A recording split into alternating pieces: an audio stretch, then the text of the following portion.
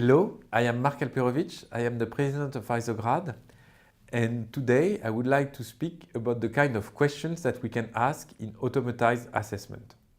I have said automatized assessment as opposed to human assessment. In a human assessment, you have a teacher or an expert who is assessing a candidate.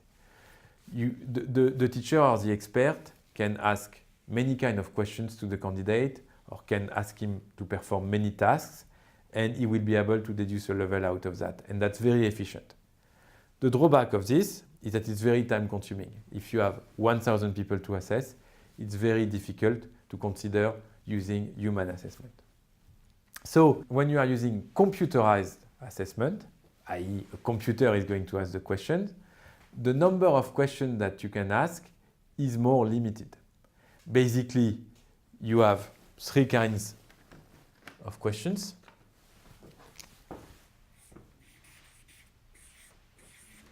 The MCQs,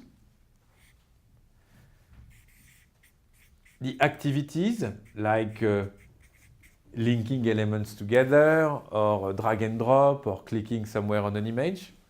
And when it comes to digital or software skills, the in-application questions. i.e., these are questions where you ask the candidate to perform a certain task on a real software. Sort data on Excel or write this piece of code in PHP. Each of these family of questions raises some challenges, and I would like to speak about them. So first, let's speak about MCQs. When dealing with MCQs, you have 2 points to consider.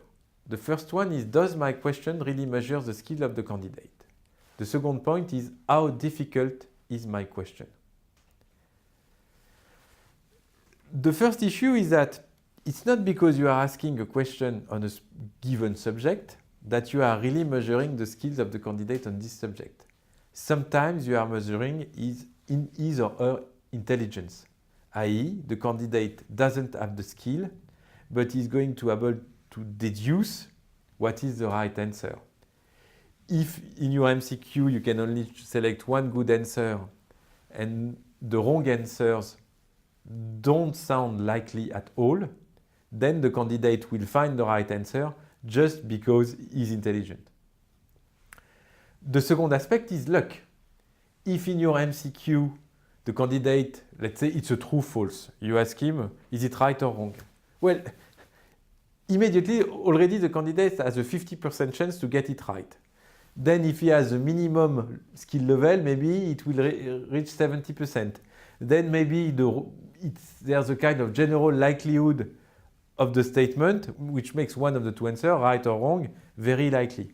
So with one right or wrong, you may get a probability of 80% of the candidate to get the question correct, even without the skill. So typically, a solution to avoid this random, to have a too strong impact on your result, is not to ask one right or wrong in a question, but to put 5 of them. If you put 5 statements in one question and say, okay, to get the question right, you need to tell me if each of these statements are right or wrong, then the probability of getting the correct answer by luck is 1/2 power 5, which is much, much smaller. The second aspect is difficulty. The difficulty of MCQ is quite counterintuitive. It really depends on the likelihood of the wrong answers. If I ask you, what is the population of the United States? And propose you 20 million, 100 million, 320 million, 1 billion. I have made a really easy questions. Now if I ask you, what is the population of the United States? And I propose you 320, 321, 323, 322. Then my question becomes very difficult. It's the same question with the same right answer. It's just the wrong answer which differs. And suddenly it becomes very difficult. So, as you can see, difficulty, measuring the difficulty of a question is very counterintuitive. So one way is to say, okay, I'm going to ask it to many people, I'm going to get a success rate, and this success rate will give me the difficulty of the question. Well, it depends. Who have you been asking the question to? If the candidates to whom you've been asking the question are very skilled, you may determine that the question is quite easy, but no, the question is difficult. It's your candidates which are skilled. And oppositely, if you ask your question to a cohort where the skill level is low, then you may find the question is difficult, where in fact it's easy. What you see is that the difficulty level may not always be reflected by the success rate. There are many, or at least a few, mathematical models that enable you to determine the difficulty of your questions and also how relevant they are, i.e., how much information they provide on the skill that you are measuring. Typically, IRT, that we are using at Isograd, is one of those models. What I would like to say today is, if you use MCQ, first make sure that luck is not the main factor to succeed your test. So propose at least 4 or 5 answers for each question. Second thing is that make sure that your questions can be answered only by candidates who have the skill and not by deduction or by intelligence. And 3, try to use a mathematical model to determine the true difficulty of your questions like IRT.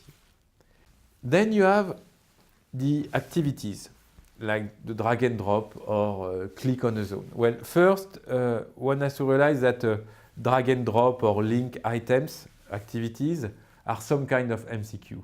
It's another question where it can be represented mathematically as a MCQ. So everything that I've said before is relevant. Let's say if you have 2 items on one column and 2 items on the other column, then you need to link them. Well, you have 1 chance out of 2 to get it right by luck. So try to have 3 or 4 items and immediately the probability will decrease significantly. So what is true about luck in MCQ is also true about luck in activities. Some activities like click in an area where you ask to the candidate, where can you click? There, luck is very unlikely because you have a big screen, so clicking at the right position is very unlikely by luck. But deduction can be your enemy because if by looking at the various parts of the screen that you propose, only one corresponds to a possible answer, you have measured the intelligence of the candidate and not the skill. The third kind of questions that I would like to speak about today are in-application questions. These are questions where the candidate is asked either to perform a certain task within a software application or to write some code in a coding test. At first sight, one can think, okay, these are very good questions because I'm really asking the candidate if he's able to do something, if he knows something. So usually our customers, they like a lot in-application question, and they are right. If a candidate succeeds at doing something, then he knows how to do it. But now there's another aspect, which is time. If I ask someone to sort data on Excel, and I give him an infinite amount of time, at some point, the candidate will manage to sort the data.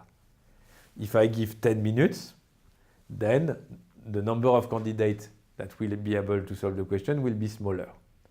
And if I decrease it to 1 minute, then maybe only experts will be able to sort the data as I've asked them to do so. So you see that what makes the difficulty of an in-application question is the time you give to the candidate to answer it. And if you go one step further, if I give 1 minute to a candidate to sort data, so I'm saying, okay, if he does it in 1 minute and 5 seconds, he doesn't have the skill. And if he does it in 59 seconds, he does have the skill. But why 1 minute? Why not 102 or 58? It's totally subjective. Who am I to say that To have the skill, you need to sort this data in 60 seconds. If you do 61, you don't have the skill. If you do 59, you're okay. That's not science. So, as difficulty of questions is very, very correlated to the time you give to the candidate to answer the question, you need to find a solution to deal with that. The solution we've been using at Isograd is IRT. IRT is a mathematical model that enables you to compute the difficulty of the question statistically. You're going to ask the question to many candidates of various skill levels, and the model will tell you how difficult it is. The difficulty of the question will then be taken into account when determining the score of the candidate, i.e., very difficult questions will give an information that is the candidate is likely to be very good. Low difficulty question will give an information that if the candidate fails, is that it's likely that he doesn't have the skill. So, in that case, the timing constraint becomes a non-subject because you set subjectively a time, I give you 2 minutes, and the model will tell you how difficult is the question. And if the question is very difficult, it will be taken into account in the score. If the question is very easy, it will be taken into account in the score. Honestly, I don't know how you can provide scoring without using IRT because it's totally subjective to determine the difficulty of an in-application question if you don't use a model. You can do a pass or fail test saying, okay, I give you 1 hour and you need to solve these 5 items. Okay, in that case, you don't care about the difficulty, you just want people to solve the 5 items, and if they do it, you give them the pass mark, and if they don't, you give them the fail mark. But now, if you need to give a score and not a pass or fail, using a mathematical model to determine the difficulty and the value of your question is critical. Today, we've seen a few points of attention when creating an automatized test, especially when dealing with questions. First, we've seen that with MCQ, you need to make sure that luck or chance is not the main criteria in succeeding the test. So there are various ways to make sure that the candidate cannot pass or get the pass grade just by luck. You also have to consider in MCQs how difficult is your question, and that is very counterintuitive. And finally, you have to make sure in MCQs that the right answer really reflects the skill level of the candidate and not his intelligence. When dealing with activities, we have seen that it's roughly the same as MCQs when it comes to luck, and when for certain activities, it's also the same issue of making sure that we are measuring the skill as opposed to his intelligence. And what we have seen in application questions is that time is a critical factor. What makes the difficulty of an in-application or a coding question is the amount of time you give to the candidate. And because this is subjective, a robust mathematical model is required.